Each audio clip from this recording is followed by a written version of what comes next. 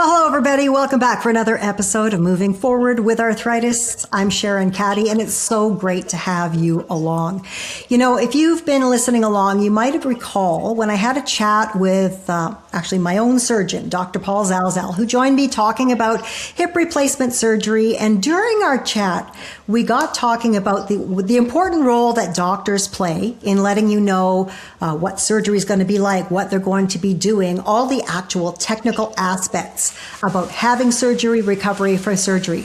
But then as we got in our conversation, and I mentioned that over the years, different friends of mine that have been approaching the point where they needed surgery or were going in to have surgery would call and ask advice. And he said, you know, honestly, aside from what your doctor tells you, the best thing that someone can get is lived experience and information from someone who's been there, someone who's been through it, because it's a slightly different perspective than what the doctor is going to tell you. So I thought this would be a really good opportunity to bring in some friends of mine. I haven't decided whether I call them the surgically hip or the old hippies, one or the other, maybe both. But anyways, I'll be joined by a couple of my good friends in just a moment. Moving Forward with Arthritis with Sharon Caddy. Well, welcome back. Sharon Caddy on Moving Forward with Arthritis, and joined by a couple of really good friends of mine. I've known them for more than a few years, let's just say, because we're still young. But joining me today, I've got Karen deKorte. Karen and I go back in broadcasting to, shall I say the year? Sure, why not? 1987, you do the math. Former broadcasting colleague and now a very happily retired hippie. Another hippie like me. I'm going to call us the old hippies. And in the other box, you see my friend Karen Cumming, who I've known just as long, another radio colleague, all three of us, radio and TV broadcast veterans. Karen also is an educator, an author, and is one of the Mars 100. We may touch on that because people that might not remember that, but it's pretty cool. Welcome, my friends. Thank you. Thank you. Nice to be here. We are in an interesting group. You know, if you went back to 1987, 88, whenever, and if you'd have told me that the three of us would be getting together to talk about our hip replacement surgeries, I don't know that I would have believed it. But here we are. And we are way more mobile and better for it, I think. So I think I want to, how about we start with, I mean, people have pretty much heard my story, 2 hip replacements, 2010 and 2018. But let's start with you guys. We'll go to Karen. Yes. How about your story? Well, thanks. Nice seeing you too, Sharon. And I'd like the tragically hip thing. I think that was kind of cute. But Yeah. So my story started in the mid-teens, 2015-ish. An avid bike rider, and I just noticed one day it was getting harder to get my leg over the low crossbar of a girl's bike to start pedaling. And then it just started feeling like I was walking through quicksand with my left hip. It was just very sluggish, couldn't understand it. So finally went to a doctor and sent me to an x-ray, and they said, oh, you have osteoarthritis. I went, what's osteoarthritis? I had hardly heard of it, never mind. Nobody in my family has it that I knew of. So I went to a specialist to do some physiotherapy and things, but hip replacement was not talked about. I was only 55, 56, and they were reluctant to talk about it or to even introduce it as an option. So physiotherapy it was. So I did that off and on for about 3 years, and then it just became really excruciating. So in 2018, after a very, very difficult trip to Europe, which I'm sorry to say I missed out on a lot of stuff because I just couldn't do the walking, including Vimy Ridge. I did do it, but oh my goodness, that was a challenge. They determined that the bone was on bone, as they say. So they sent me to a specialist, Dr. Zalzal, that I actually got from you. I remember messaging you about it. So I went in to see him shortly after my doctor said go see a surgeon, but he had to put me on a wait list. So I waited not too long. I got a cancellation. I was in within 10 weeks. So May 2019, had it done in Oakville at the hospital. I was in and out overnight because I was the last one of the day. And so I was the first out in the morning. I was out by 11 o'clock in the morning. And it was great. I did lots of physio prior to the appointment as much as I could. And afterwards, I attacked the physio straight away. Like the first day, I was doing stuff in bed, lying there, doing the wiggle waggles and all the kind of stuff. And I was off cane by 4 weeks, really fast, super fast. Yeah. And I had the lateral. I know that's important. I had the lateral incision. So yeah, so my recovery was fantastic. But now we're approaching hip number 2. I'm on a wait list for number 2. Number 2. Oh, wow. Yeah. But you know, that it's funny, and I'll be curious to hear from you after, because the second one I feel like my recovery was faster, but I think a lot of it is intellectual, because you're not as afraid. You know what to expect. I found it real quick. Yeah. Which is really great. Good. I love that. I know. So Karen, how about you? Well, I can certainly relate to Catherine and her story about going or experiencing the symptoms for so long, and the system not wanting you to really understand that hip replacement was a good option for you. I probably had issues for 10 years. Every time I walked, there would be this catch that would hurt like heck, and I wouldn't know what it was. And I went to physiotherapists, I went to specialists, and, they told me that I had osteoarthritis. But basically the message at the end of the day was, when the day comes that you cannot take it one more day, that's the day that you come to us and you tell us that you need surgery, which, that's a topic for another day that we could probably debate about. But that was my experience of it. And I was lucky enough to have gone through this during the pandemic. So all of this was going on, it got bad in 2019. I was using a cane. I couldn't walk to the corner to get the mail. Going up the stairs, I would cry. Honestly, this is the first time in my life that I ever experienced severe chronic pain. And on some level, I'm grateful that I understand what it is now, because I can relate to other people who are experiencing it themselves. I've never felt pain like that in my life. Looking back, you kind of wonder, wow, like, how did you get through that? That was really tough. Isn't chronic pain the most exhausting thing in the world? Absolutely. 100%. Yes. And to think that, the idea of getting up out of bed to walk is something that you dread because you know how much it's going to hurt. That's just something I never knew before. And, I guess we all have our own journey in life. But for me, that was the moment where I understood what pain is, and the courage that it takes to overcome it. Because honestly, I think it takes a lot of guts to just keep going. And just, for me, I think the day that I knew that something had to change was in the pandemic. And I happened to be listening to CBC radio, which sometimes I find they can have a habit of skewing on the negative side, wanting to, tell me about your pain. How bad was it? They were talking to people who were in pain during the pandemic and were having to wait for hip replacement surgery. And they had a doctor on who actually said that they were projecting the wait list to be 2 years.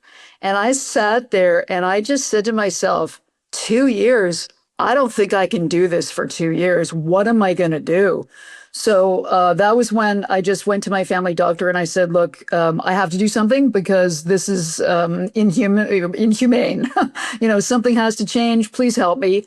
And even then, my family doctor had to send me to a pain specialist to confirm that it was bad enough. So that was like an extra month. I had to wait to be told by a specialist, yes, your osteoarthritis is bone on bone. The pain is severe. You qualify. So in March, I'm going to say March the 16th of 2020, I was the last person at Joseph Brant Hospital to be approved or to be examined and approved for hip surgery. And then it took until October, but I really feel grateful, even though it was the pandemic.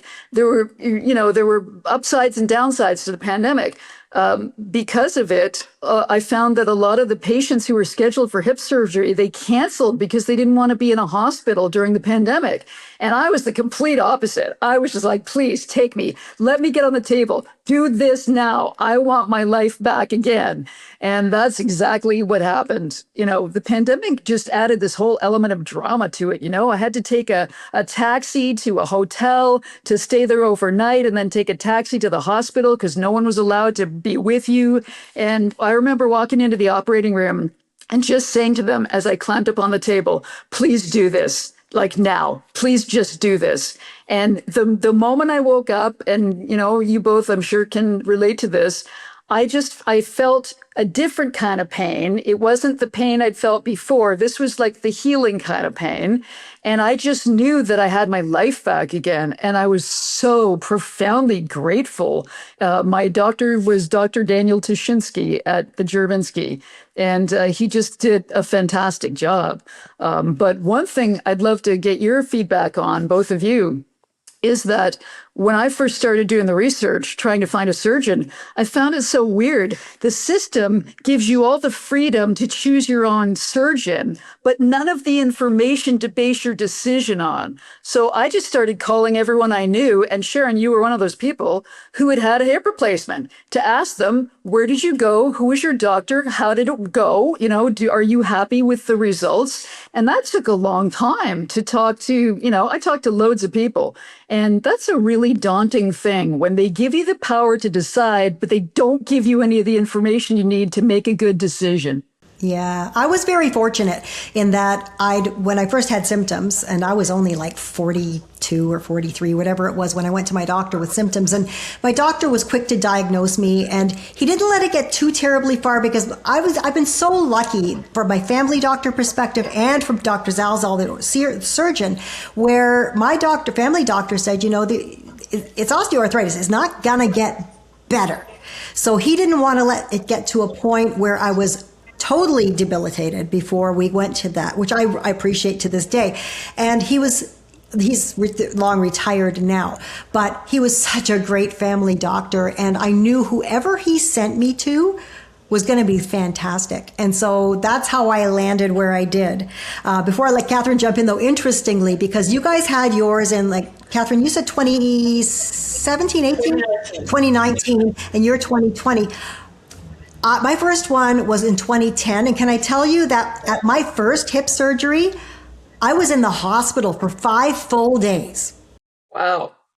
When I had the second one in 2018, I was like you, where I was in and I was out in the morning, first thing. Like, it was, what a difference. And I asked him, different surgery? He goes, no, that's just how we do it now. But Catherine, so you reached out to me and got Dr. Zalzal. So it was pretty smooth, right? It was a pretty smooth, once the decision was made, diagnosis was complete, it was a quick process. And Zalzal said, he took 15 seconds in his office to look at my x-ray and go, yep, you're done. Go see my receptionist about a date. And that was it. It was that fast. I couldn't even remember what he looked like. So even in the operating room, I remember turning around, looking at him. I went, are you the same guy I saw for 15 seconds 10 weeks ago? And actually, a funny little note, I put an X on my left hip to make sure that they were going to do the right side. Because I had that was smart. Yeah, a little bit of precaution, So I had, and he laughed because it was just a pen I grabbed out of my purse and I put an X on my left leg. He said, "What's that?" I said, "X marks the spot just to make sure you're doing because you're a busy guy. I don't know." Oh yeah. Oh yeah. But after, are you talking about the process right after or leading up to? For now, that was just leading up to. Yeah. And it's now I know the one area where with the first one I didn't do things right. I didn't do what I was told because I felt like I was way too young. Shocking. Yeah, really. But I was 47 years old and I just felt like I am way too young for this. I am way too good for this. I am going to be faster than anybody else out there. And I had the surgery. I was in the hospital for 5 days. I was chomping at the bit to go home. I finally got to go home. At the time, my kids were teenagers. I had sent them off to camp. So I'm at home alone, which was a bad choice. I didn't go to physio. I didn't do any physio. Prior to or after? Prior? Either. In fact, this will kill you. 3 weeks before surgery, at the time before it got really bad, I was actually doing a bit of, I don't want to say running. I was doing light jogging. And I thought, I've never run a 5K before. So yeah, ding dong here, entered a 5K. I'm sure I was the last person to finish. I finished it, took forever, and I couldn't walk for days afterward. Like, it was the dumbest thing I ever did. Dr. Zalzal laughed at me and he said, "That was stupid." Like, well, how was your recovery, Sharon? Like afterwards, since you were a good 15 years younger than I was, I think, for your first one, was your recovery quick? And did you have lasting effects from it? No, it was good, but it could have been quicker. And that's my own fault. And that's because I didn't do anything the way you're supposed to. All right. I knew what you're supposed to do. And I thought, well, if I do everything longer, harder, faster, I'll get better faster. And taking your dog for a 4K walk, a few weeks after hip surgery, really not smart. I can say that the second hip, I recovered really quickly because I did everything you're supposed to. I think that was why I was 4 weeks off of cane, because I went to physio 3 times a week. And then at home, I did it 2-3 times a day with the paper the exercises on paper that they sent home with me. I was dead serious about it. So I was the physio queen. I really paid attention. But as a result, I have no limp. I have no gait. Nobody can tell that I had a hip replacement. And people were shocked. They said, "You had a hip replacement?" I said, "Yeah." Because I think they've seen other people walking in saying, "Oh, I've had a hip replacement." And they're still showing signs of having discomfort, it looks like. Even though they'll say, no, I have no discomfort, but the gait or their stride never really came back, never evolved back into the normal one they had before. Did you find that, Karen, or how was your recovery? Well, it took me a year to recover, not the hip. The hip was good, like right off the bat. But it was the other side. I had both sciatica and bursitis on my right side. Okay. Because I'd spent so many years compensating for the hip on the left side that all my physio was really aimed at making that better. And it took a long time, maybe 9 months, something like that. But it had to be done for sure. Well, the other thing that they do is when they do your hip replacement, they make the leg longer. They put space back in the joint, and that little extra space throws everything off. Okay, that makes sense. I was lucky. I didn't have any leg length differential when it was all done, like maybe like a millimeter or something. But I talked to several people who had like a lot, and it was a big issue for them. Oh, yeah. It was bad. Do you have to go for a second one, Karen? No. I just asked if I could have an x-ray on my right hip just to make sure everything was okay. And I'm not feeling any issues with it, so it seems to be fine. Any other arthritis that you have going on, or so far so good, just the one? My thumbs, right in here on both of my hands. And I asked, is it rheumatoid or is it osteoarthritis? And the doctor tells me it's osteoarthritis. Yeah. I was told it was only big joints that osteoarthritis attacked, but my chiropractor said that I have some in my neck and in the upper areas. Really? It's most vulnerable. He said, yeah, you've got some arthritis creeping in there. Wow. Yeah. So, it's everywhere. It's everywhere. I've got it in my feet. I'm still recovering from the second foot surgery on my right foot. So my walking is right now. You had to have surgery on your feet? And I'll tell you what, hip replacement surgery is way easier. The foot thing, really? The foot thing is the worst thing ever. It's awful. The first surgery on my right foot was for the two of the middle toes, where she basically cleaned out the arthritis, put space in the joint, stuck pins in them. And then it's 8 months ago, I had the same foot, but extreme osteoarthritis in the big toe joints. So all she could do for that was go in, clean it, make space in the joints, and then fuse the joint. So I've got a giant chunk of metal in there. Maybe I'll throw a picture up while we're talking about this. So now my foot, the big toe does not bend like this. So bye-bye anything with a heel. Right. Oh, yeah. Yeah, it was a different surgeon, Dr. Zalzal, only does hips and knees and stuff. So I have another surgeon.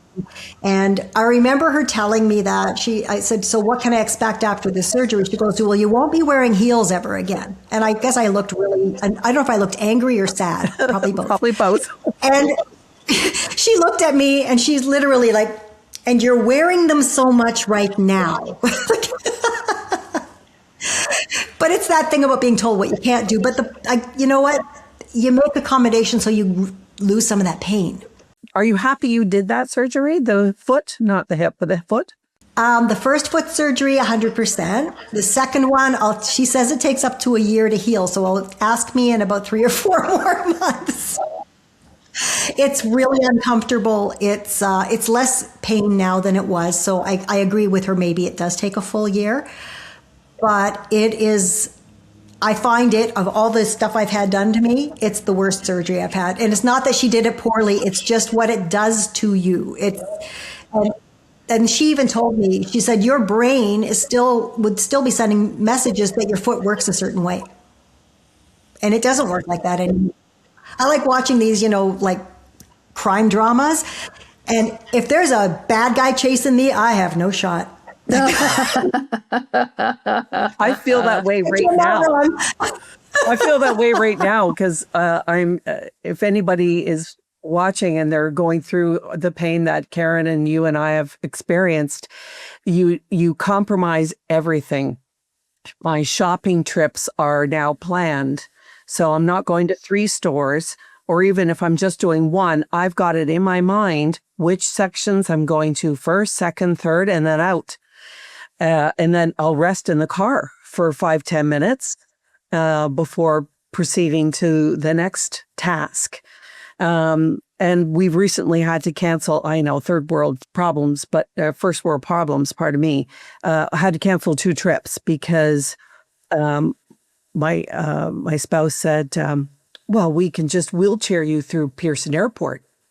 First of all, wheelchair, that just sent me off into another stratosphere. And secondly, think about it. Pearson Airport, I don't walk that much in a day. Never mind the start of your trip going from check-in gate to gate. I never walk that much in a day right now because that's what, 2,000 steps, 3,000 steps to get from that. I said I couldn't even do Pearson, never mind get to the destination, walk through the resort or walk through the park or wherever you're going. So I said, no, it's going to compromise the quality of our vacation, of our enjoyment. So we canceled. So that kind of thing. And the other thing I want to point out is people who have healthy hips don't understand that the hip is your power chassis and everything is driven by that power chassis, your hip. And when it's compromised, everything you do from stopping, turning, making sudden decisions, all now have to be a conscious thing rather than a beta thing. They're now all alpha decisions. And I was walking with my best friend the other day to go to a movie. We parked right out front. So, minimizing, she's very good about that. But she darted across the street when a car was coming and I just stood there. And I waited until the car went and she waited for me. And I said, I can't do that. I can't dart. I just can't move forward like that anymore.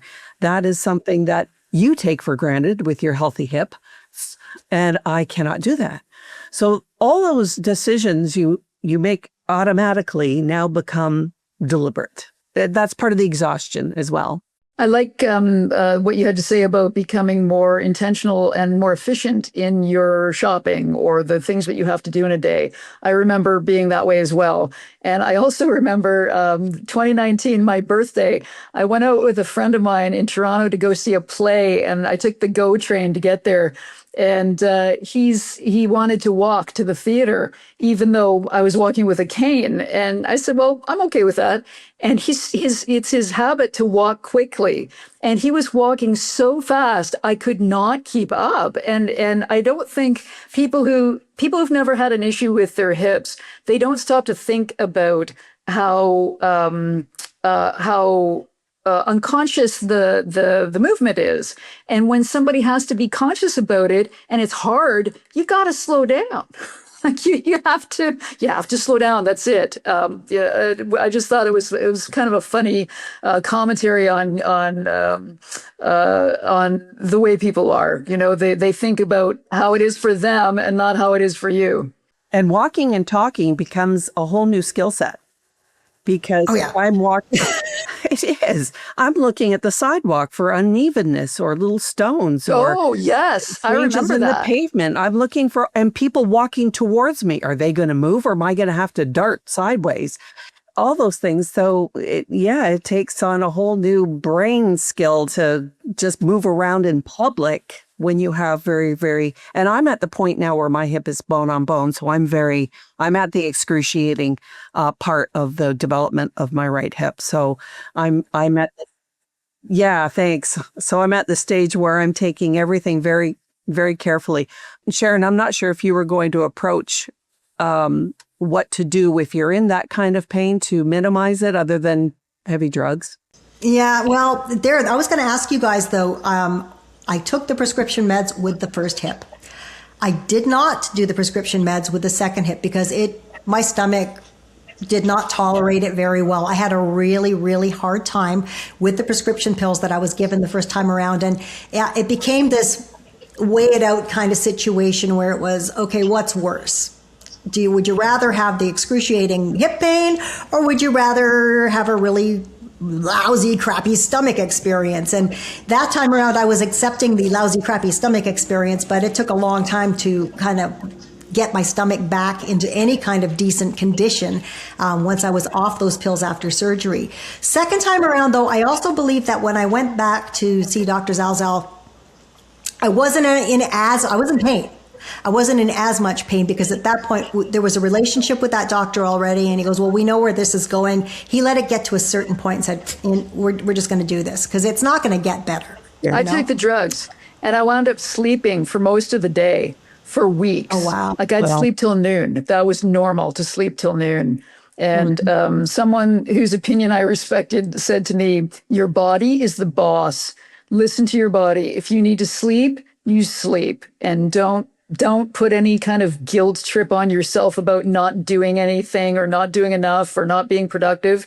You just sleep. And I did.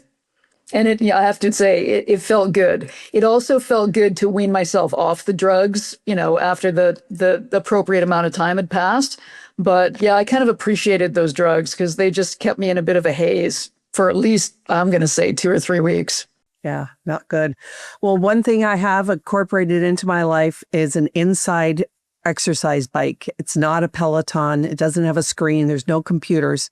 It's a manual, non-computerized exercise bike.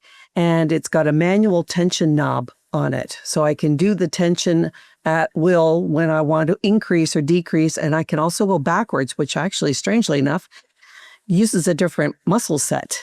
And what I've been doing this since Christmas. I got the bike at Christmas time, and it has helped not with the pain so much, but as a byproduct it has. What it's helped with is strengthen the muscles in the hip and has allowed me to be more balanced because there's a little bit more muscle strength now. So the tendons are shot and nothing, that's not working. But the muscles are feeling a little bit more empowered to keep me a little bit more in balance, and that I don't feel like I'm just going to, stumble down. You know that feeling, Karen, when you get the hitch in your hip and you feel like you're going to fall to the ground? I have not had that since doing the biking.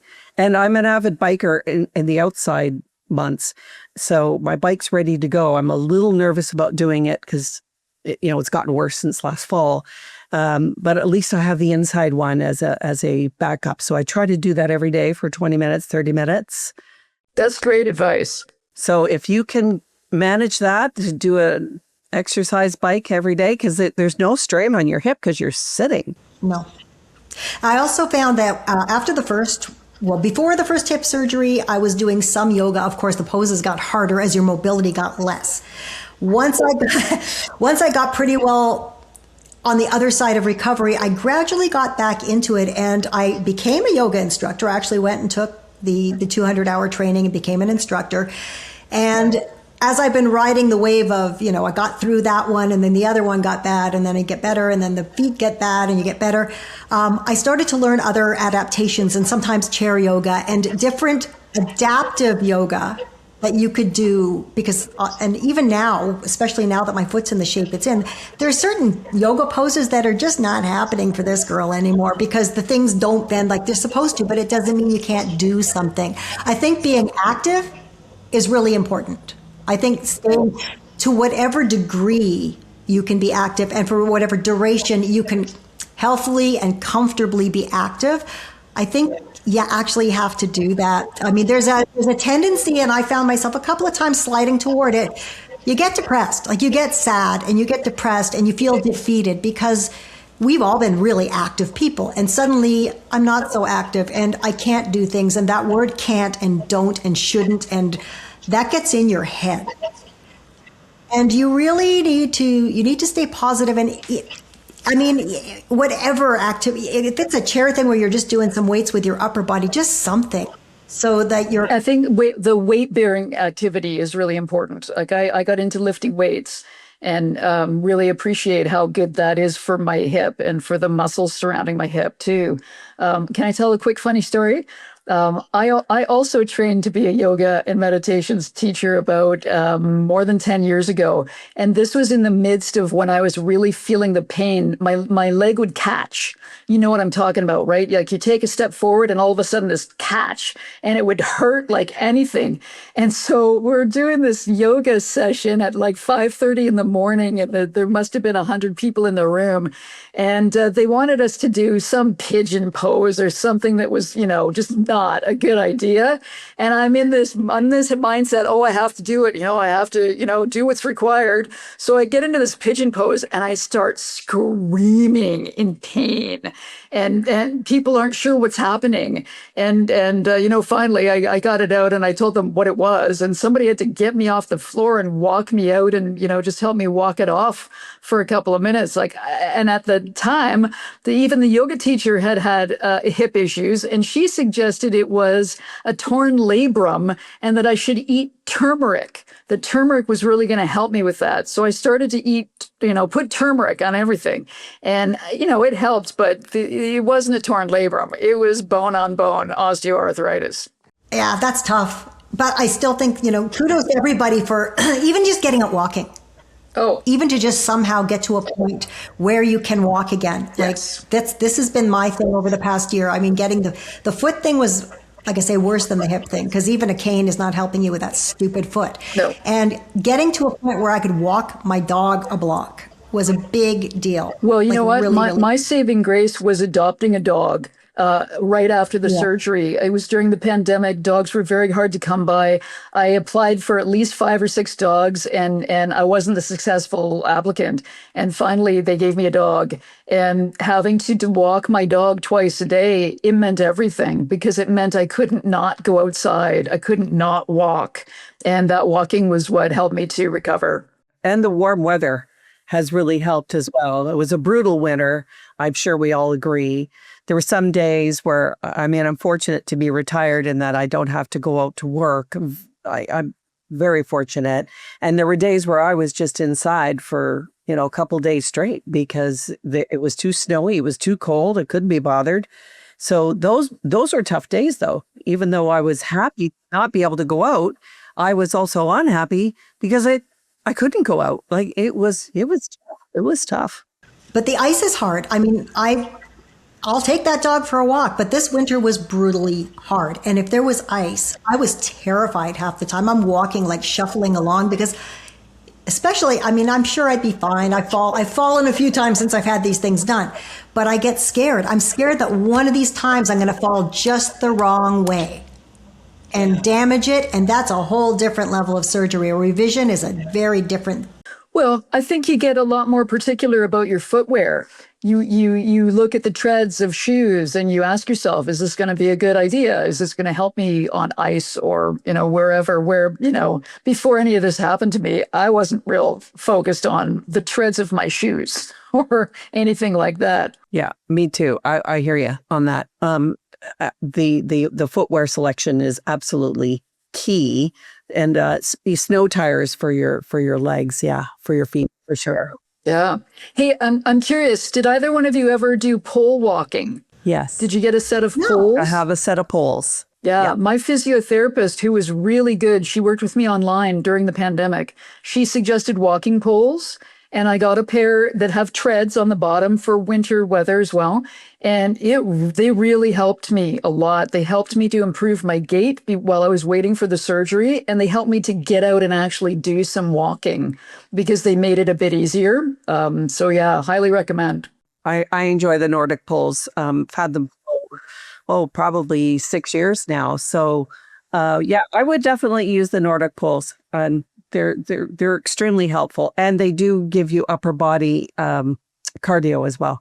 I need things to keep me going, and I don't know, I've got a lot of arthritis going on. I got it all over the place. So I've got to be very intentional about, I want to stay active. I want to do things. I've got to do things that are not going to hurt me more while I want to be active. So I think I'll take that as a nice little tip that I could do. My days of skydiving, skiing, skating, gone. I'm not doing that stuff. Take heart, ladies. The materials they're using for the hip replacement operations now are long lasting. In fact, we'll all probably die with these body parts that they've installed. But years ago, which is why they didn't do them at a young age, is because they feared they would have to replace them again in 20 years. And I'm told now that the materials they're using are long lasting. So did you both get ceramic? Because I had titanium. I think I have ceramic. Mine's ceramic and a titanium spike, but ceramic ball and same as you Sharon, because I used Zolzol as well. Same stock room. Actually, I'll check into it. Maybe the ball of it is ceramic. I don't know. Yeah, but it doesn't deteriorate, or at least not. I don't know how long it'll take to deteriorate. But the one I have then is 16 years old. My right hip is 16 years in there, and no problem. What? It's good. Like it's not even there. Do you ever notice it? Like ever? Mm-mm. It's amazing, isn't it? It is amazing. It is. Yeah. It really is. It's the strangest thing. Like if I talk about it, I know it's there because I'm talking about it, not because I feel it, not because I feel limited.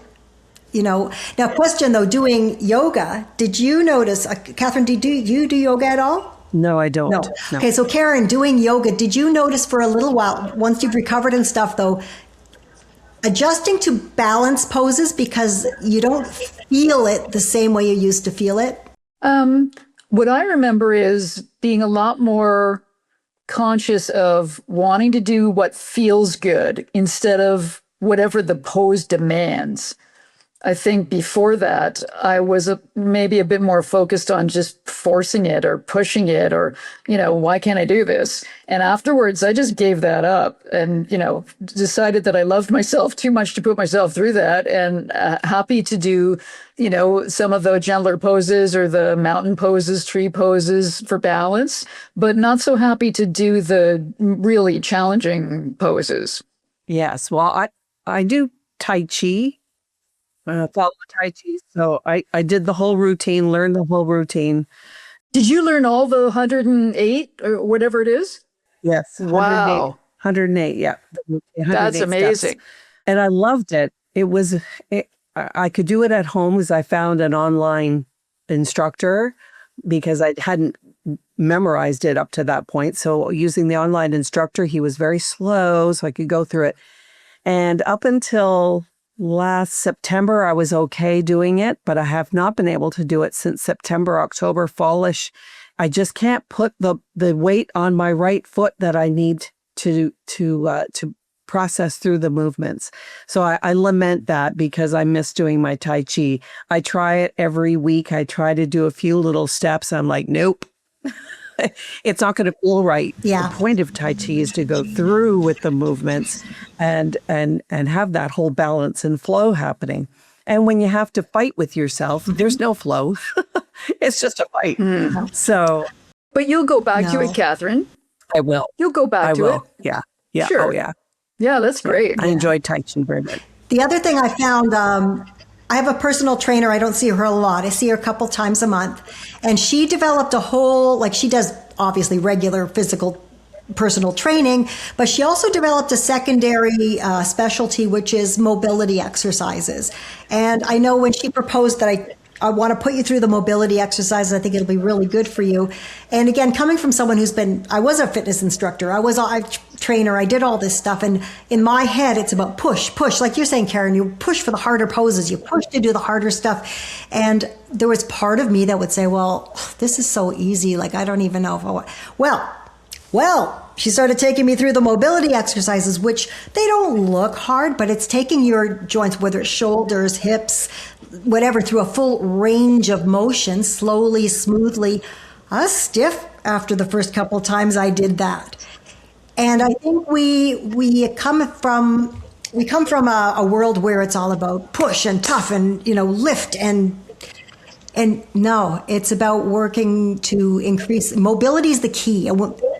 I know you guys will agree with me when I say you don't really appreciate your mobility till you've lost it. Absolutely. And Exactly. Yes. you've got to maintain your mobility. I would love to get into some chair yoga. I'm looking for an online chair yoga instructor or class that is good. So if you have any ideas for me, let me know. Okay, sounds good. So we've got interesting days ahead, Catherine. I'll be hoping your surgery sooner than later. They say June, first week of June, Okay. but that's always tentative. Oh, that's not bad. That's tentative because I was told by the doctor's office that the hospital's operating room times are not dictated by the surgeons, but by the hospital. So they don't have a lot of control over their time slots. So if they're given 10 hours a week, they may be taken away to 6. So then they're shuffling patients into the next week. So the tentative date really is tentative until maybe 3 weeks out that they'll know a little bit more about what's happening. But I'm on a wait list, so I'm kind of waiting every day. Is that phone going to ring? Are they going to call me? Just a thought I'd love to mention based on personal experience. I remember doing one thing very specifically while I was waiting to hear when my surgery date was going to be. I would call them like at least twice a week and tell them how much it hurt and how much pain I was in, and just ask them, please, can you please keep me in mind if something comes up, if someone cancels, if there's any way to get me in earlier. And I honestly believe that helped. If you don't tell them that it's awful, they don't think about you. They're not paying attention to you. I think they're paying attention to the people who call and say help. Well, I get voicemail, so it's hard to know whether it's making an impact. I sent a handwritten note to the office as well, just for something so they could open it and read it and be a little more memorable. So I was hoping. But I did get an opportunity to do the operation for cash in Montreal at a clinic. They do a lot of sports operations there for, younger people who have injuries and they need to get back into life really quickly. But it's $35,000. I once had a conversation with my family doctor, and this was back when they were talking about really super long wait lists. I actually considered it. Like, I actually considered taking out a loan and just doing it because it hurt that much. And which, like, looking back, it really emphasizes for me pain and how bad the pain was. And that people who are in chronic pain, like, very often they'll do anything just to make it go away. That's so true. But you're in good shape right now, my friend. You're Yeah. doing really well. Yes. Mars is not on the agenda though anymore. No, it would be too cold up there anyway. I'm just as happy. Yeah. So briefly, how about really briefly? Because now we've teased it and we're not telling the story. I'm one of what's known as the Mars 100. We are 100 people from around the world who made it to the final round of citizen astronaut selection in a mission to Mars with a company called Mars One. And it started in 2013, and it wound to a close in 2021 when the CEO, who's a Dutch businessman, realized that he could not find investors with deep enough pockets who would be willing to watch their money blow up in the sky if something happened.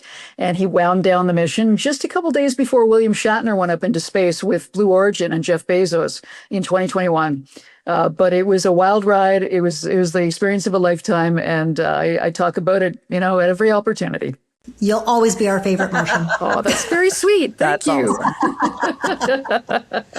Well, I want to thank both of you for joining me today because as Dr. Zalzal said, as far as sharing with people, it's the doctors can tell you all the clinical stuff, but it's your friends, it's people who've been through it who can really share what the lived experience is like. So I really appreciate you guys sharing your perspective with everybody today. It's great to be able to do that. All right. So we'll talk again soon. Okay. And for all of the rest of you, thank you so much for joining us today for this episode of Moving Forward with Arthritis. I want to ask that you please share with your friends, your family, all of the social media places to go. You can watch the show on YouTube or listen to it on any of your favorite podcast platforms. If you're looking for links to everything, I just give you one. Movingforwardwitharthritis.com. There's links to everything right there. It's easier than searching it everywhere. So once again, thank you to Karen and to Catherine, and thank you to you, and keep on moving forward with arthritis.